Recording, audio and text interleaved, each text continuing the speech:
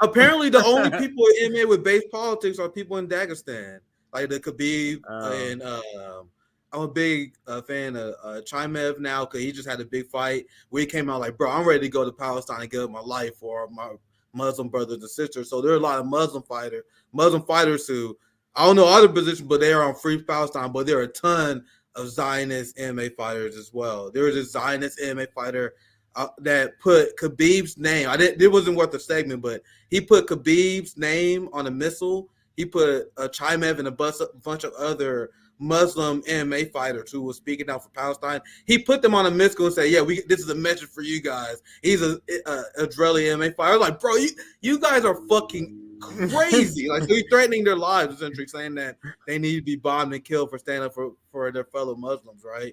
So the MMA community is deeply conservative, even among the Brazilians, because a lot of superstars, once they become wealthy and rich, they become class traders. So you have people like Anderson Silva, Jose Aldo, Lyoto Machida, a bunch of these fighters who became rich, who was big Bolsonaro supporters, and Bolsonaro's waged class war against Brazilians, and a lot of people who support Bolsonaro were these celebrity rich people.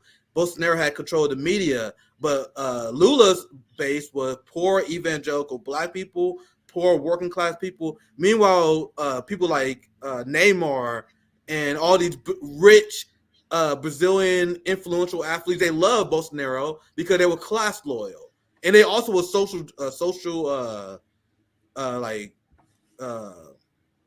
cultural warriors. Justice. Okay. They cultural. I don't know why I blanked on the term, but they cultural warriors. So they like deeply Christian. So they like fight the cultural war very hard, and they class warriors. So that's on the Brazilian side, and on MMA side, you got Chris Weidman. You know what I mean? You had the former welterweight champion. I'm blanking on that guy's fucking name too. The guy who talked a ton of shit. How am I blanking on this dude's name? The other what?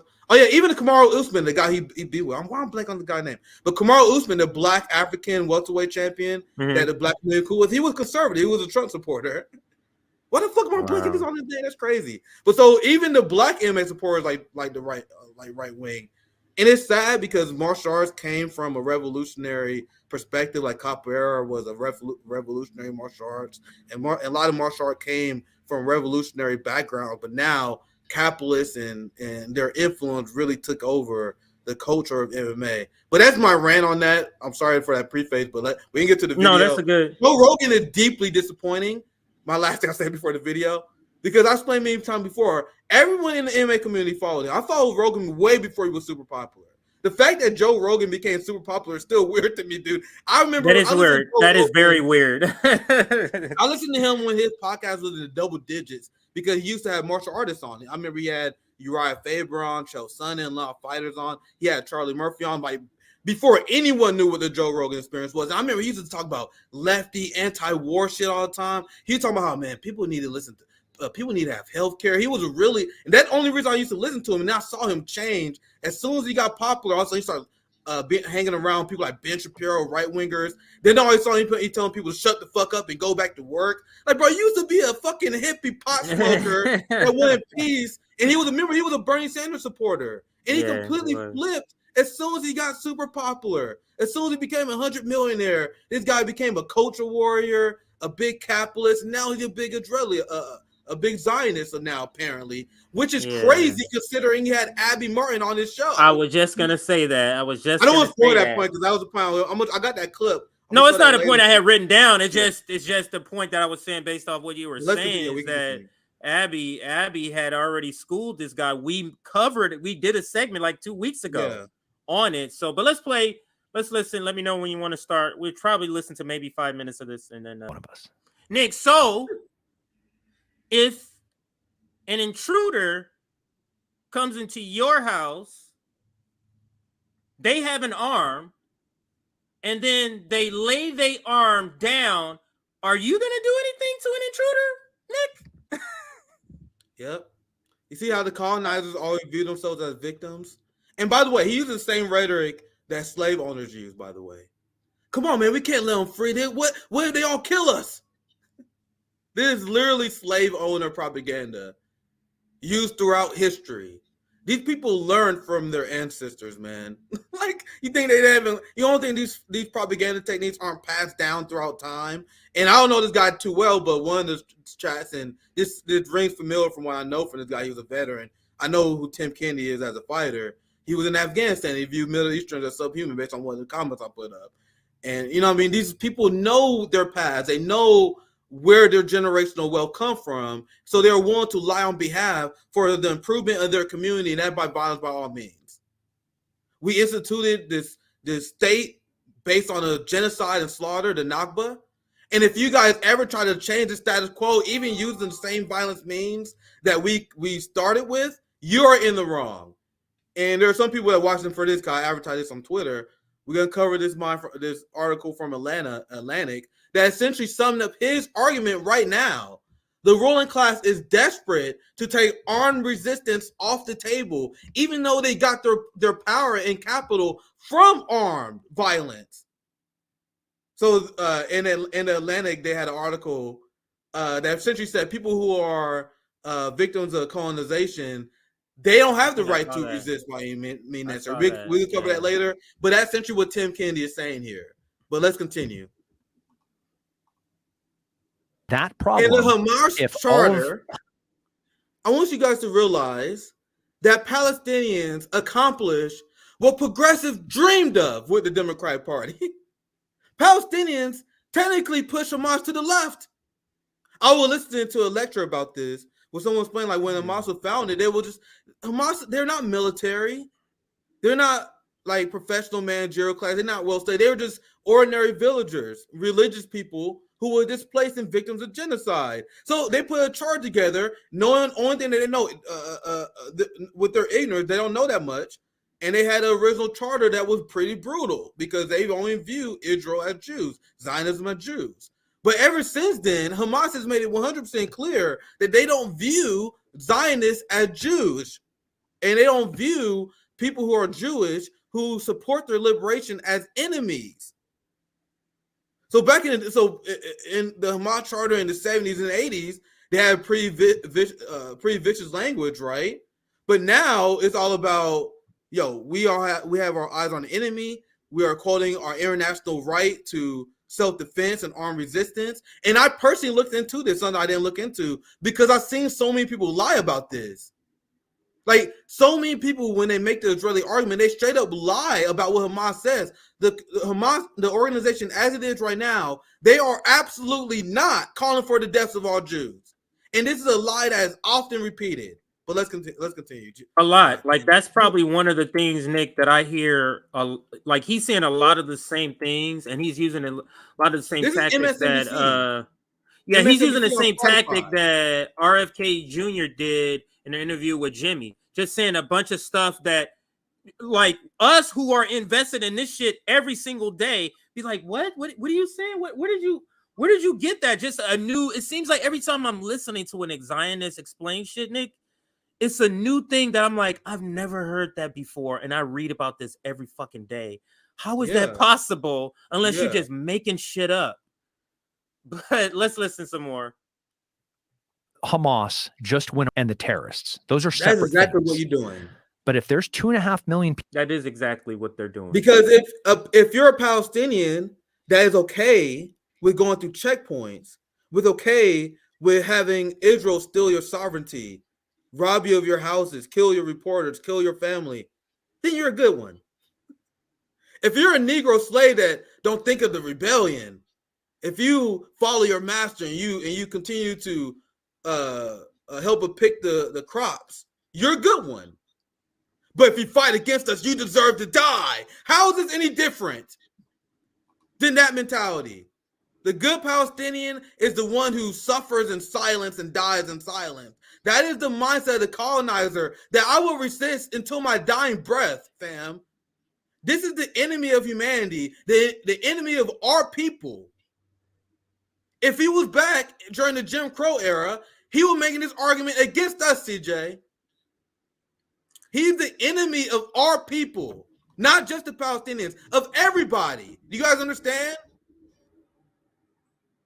Nick, this is the reason why the there's a video where there's an Israeli person. I don't want to say government official because I just don't remember. It could have been, but it's like a secret video or a candid video where they're saying black people are the problem. It's black people in the United States, and it's because we are making these parallels. Every time I'm reading and listening about what's happening to Palestinians, is no way that I can't visualize that for my answer. Is no way for me. I can't disconnect that. You get what I'm saying? So I'm seeing it. And that's the reason why we are able to pick out this freaking colonizer sort of thinking that this guy has. And he might be thinking, oh, this is just regular thinking. No, this is not just regular thinking. No, this is not just regular thinking, because you're saying if you put down your arms, you're going to be massacred. Isn't that a reflection of what you have done? Wouldn't you say? But go ahead. I want to add this, and this is not an attack on Stephanie at all. Not at all. She said Rogan is so ignorant and lazy not to learn enough to push back. Shame on him. Stephanie is 100% right. But dude, fam, I known Rogan for years. I watched his show from the very beginning. You guys know why I stopped? This guy Rogan is way more calculating, and he makes business decisions. Just essentially, he's way more calculated than people give him credit for. Like, you know, people that be like, man, Rogan is so real. Rogan is so legit. No, he's not. I have watched this guy make calculate. There's a reason why he has the #1 podcast in the world. You don't accidentally have the #1 podcast in the world. He made calculated decisions to grow his audience. So he had people like Ben Shapiro who goes against everything he believes in. And I'm just using him as an example because he's one of the few I know. Like, there are God knows how many people. He will have people who go against the beliefs on his core level. People I know for a damn fact, like for example, Joe Rogan for socialism, for healthcare. This stuff that he used to talk about. But he will bring hardcore capitalists against socialism and all that stuff. But he won't engage in conversation with them on that because he didn't want to alienate Ben Shapiro fans. He don't want to alienate the right wing. You know what I mean? So he brings people on, allow them to spill their bullshit to capture their audience. And after doing this for years and years, that will lead him to having the #1 podcast in the world. So essentially, Rogan has no principles. He wanted to allow anyone to go on his show, spill whatever bullshit you want, even if it left shit. Like Abby Martin shit. He don't care. He has no principles. Whatever you want, he just want to take the audience of the person. He want to build an empire. And this is someone who watched Joe Rogan since Joe Rogan 60. You know, and I watched him do this. So it's not that he's ignorant and lazy. He can't put back against this. He make a decision not to. And I need people to understand this is why I'm not interested in listening to these rich celebrities on these issues. Their interests will always be in line with their capital about what business can be made. So Joe Rogan has to repeat the Zionist talking points because there are a lot of fucking Zionist money. There are a lot of fucking consequences with his Spotify deal, with all his endorsements, all his business dealings. There's a lot of fucking issues here. You can't just come out against genocide when you had the Joe Rogan empire. And as someone who's been watching Joe Rogan from day one, and I thought he was a legitimate martial arts stoner, I watch him like sell out the capital. I watch him become a calculated person, and he's doing it for the audience because he put his finger in the sky, trying to see where the wind is blowing. He making an assessment because his friends that the wind is blowing in the pro-Israel position, so now he's pro-Israel. You know what I mean? And people like that, honestly, disgust me. Like, I'm actually kind of embarrassed. I talk to my friends about this all the time. I'm kind of embarrassed I ever listened to this guy because he's so weaselly. And there's a reason why he will never invite me on the show. And I don't want to get too much into it, but like Joe Rogan is very complicit with the fighter pay problem in the UFC. And the UFC stole money from fighters with the Reebok deal. So the UFC stole advertising dollar from fighters. Mm-hmm. The UFC paid fighters so poorly that the fighters only made money. They only got rich because they had sponsorships. The UFC stole that from fighters, leading to a drastic pay cut. And so many fighters was pissed, and this led to a drastic talent decline that the UFC suffered with to this day because of the loss of revenues that fighters have. Guess who was there to cheerlead that? Joe Rogan. He would go on the show talking about how great the Reebok deal was. He would do shows like, man, doesn't the Reebok deal, doesn't the outfits look so great on the fighters now? Man, isn't it great they got Reebok kits? Anyway, I'm sorry I went on that rant, but I want people to know that Joe Rogan knows exactly what he's doing. He's deeply disappointing, and he's exactly why you never follow people who don't have your class interests in line. So that's probably my last monologue on this. But no, it's okay. No, so I fast forward just a little bit because he just went another 90 seconds of just lying about the conflict and how if it was in this situation. So let's go to Joe Rogan. He's gonna chime in here. Oh, evil. It's so crazy that they printed that in the New York Times. I mean, that's the paper of record. That's the most important newspaper that. He's talking about the hospital blast. So let me just rewind it for context so you can hear what the guy says first before Joe Rogan to direct any military target when these crappy. I showed you guys before. Every single time Israel bombs and kills Palestinians, they blame it on failed Hamas rockets. And then later it comes out that, oh, no, it wasn't a failed Hamas rocket. That was us. And I promise you guys, just wait for a year from now. Oh, man. And this is stuff you spot when you've been following this for a while. And I have been following this for a fraction of the time, and like Dan Cohen and Max Blumenthal, right? I've been doing this for about 3 years. But even within the 3 to 4 years I've been doing this, covering this, you spot the same shit over and over again.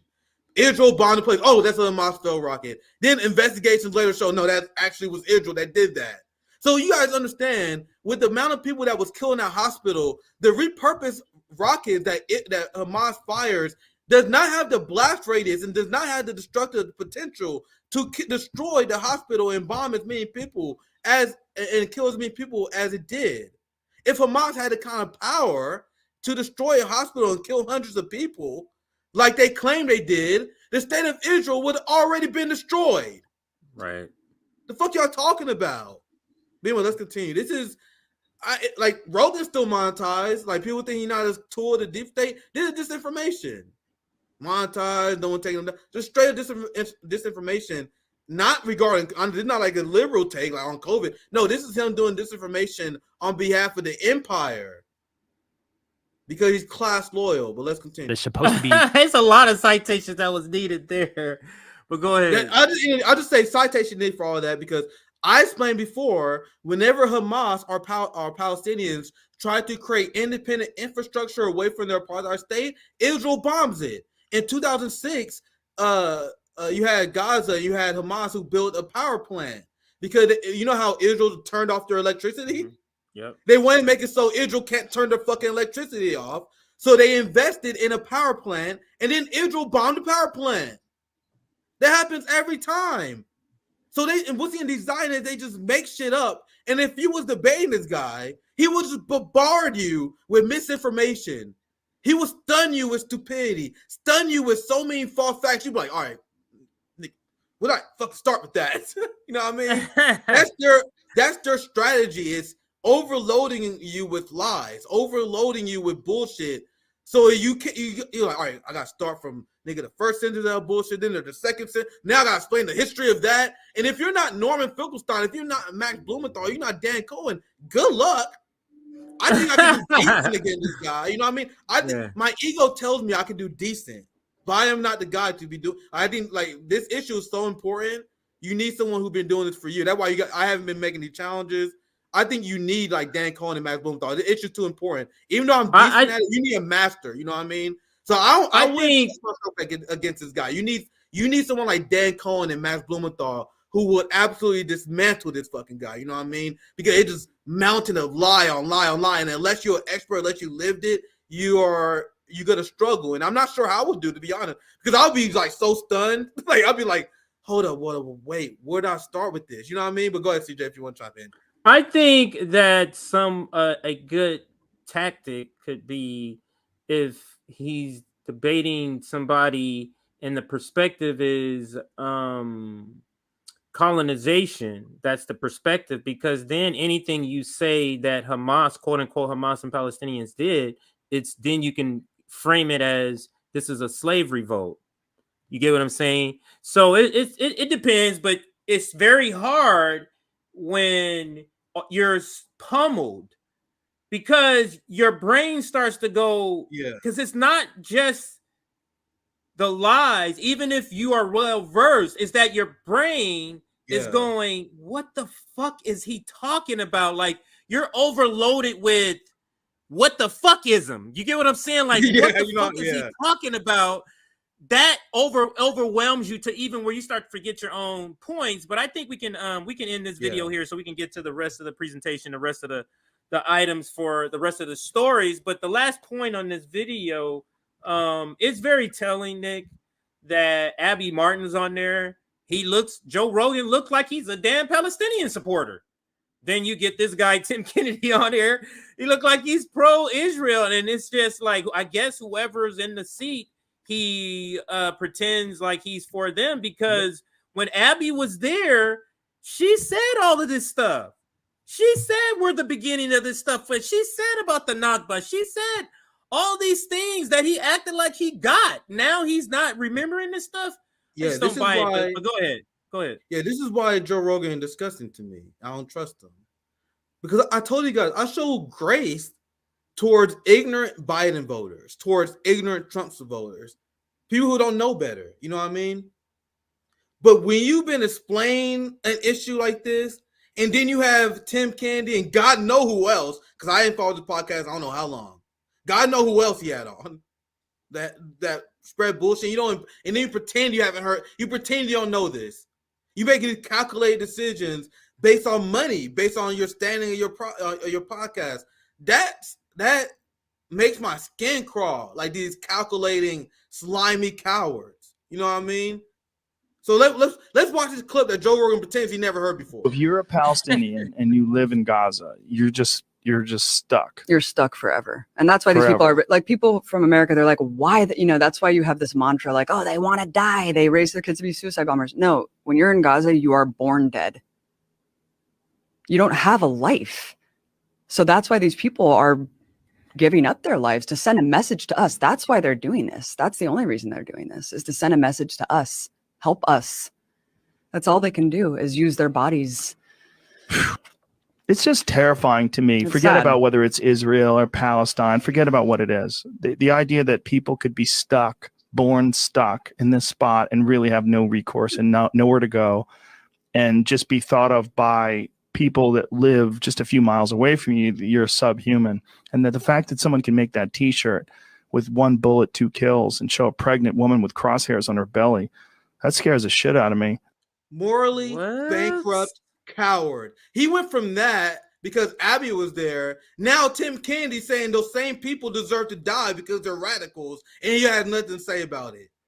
From my hood, where I'm from, that is a coward. You so afraid of conflict, you want to get along with everybody, you want to build your audience, you're too afraid to stand for right ideas. I will never understand why this guy got popular. And this is someone who watched early. I wasn't a bandwagon. I watched him because everyone who was in martial arts, he was a UFC commentator. Everyone followed him. Yeah. If he was even remotely in martial arts, you know what I mean? I would never understood. I would never to this day understand why Joe Rogan is popular. He's spineless. This is spineless shit here. And this is what's disgusting. Like, it'd be one thing if he was just a rich, ignorant white dude, right? No, he heard the argument multiple times. He had people like Jimmy Dore on multiple times, anti-imperialists on multiple times, and he still repeat you as a propaganda. Shame on you. There's no one more morally bankrupt than the people who know the crimes and they still go along with it so they can maintain their social standing.